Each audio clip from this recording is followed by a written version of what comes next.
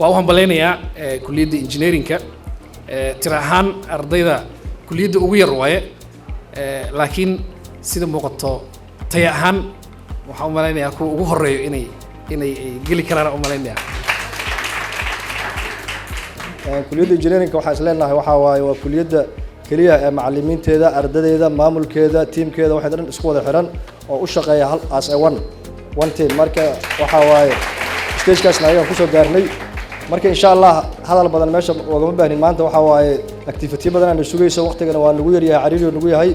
الحفلة دينا ونوفر أنت هاي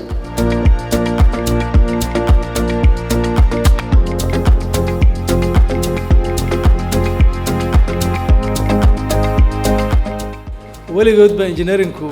caanay ku ahaayeen inay soo bandhigaan waxyaabo lama filaan ah intii jaamacadda la furay ilaa iyo hadda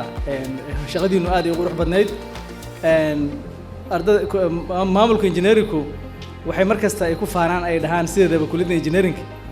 arday tacbaan maba soo doortaba sideedaba dad adag kaliya ayaa soo doorta marka waxaa muuqata tan inay run tahay maantana waxaa muujinaya alaabtan quruxda badan oo aad soo bandhigteen maalmo dhowid dhowr jeer waxaan arkay arday ka baxday kulliyadda engineeringka oo meelo kala duwan jooga oo shaqadooda qaar ka mid ah soo dhigaya social media waxa ugu dambeeyay arday lahaa dhismaha aqal madaxtooyo qurux badan oo laga dhisay koonfur galbeed waa arday ka baxay kulliyadda engineeringka ayaa maaragtay ardaygaas ayaa dhisay sidoo kale arday kale waxaan arkay mashruuc laga furayo Puntland asagoo madaxweynaha Puntland Siciid Dani ka siinaya maaragtay warbixin ka siinaya project jigtada isaga ka siinaya ayaan arkay asaguna waa arday ka baxay kulliyadda engineeringka ayuu ka baxay waxaan ku faraxsanahay aanan aad u bogaadinayaa dhalinyarada dadaashay wiilal iyo gabdhaba leh soo bandhigay projectskan kala gedisan leh kuwa badda iyo hawlaheeda quseeya kuwa hawada iyo hawlaheeda quseeya kuwa korontada iyo hawlaheeda quseeya kuwa dhismaha noocyadiisa kala gedisan leh aeroboorada waxaan u maleynayaa wax laga tagay ma lahanaan u maleynayaa waxay muujinaysaa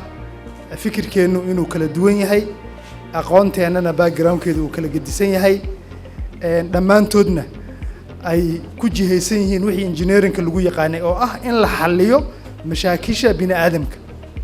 solarka systemkan markuu soo dhaco meeshan waxa waaye main stationkii koowaad oo ku soo dhici lahay amba xaruntii koowaad oo ku soo dhici lahay dabkan inverterkii charger controllerkii bateriyadii ay inta ugu jira station koowaad after that markuu stationka soo baxo wuxuu soo kori doonaa wax la yiraahdo lagu xiraa step up transformer dadka electricalka aad ay u yaqaanaan step up transformerkan wuxuu qabtaa in current-ga inta ka soo baxay hadduu 12 voltage yahay oo ka dhigo inta darteed high voltage oo ka dhiga 24 voltage waxaa la soo saari doonaa high transmission lineskan oo aad ku waaweyn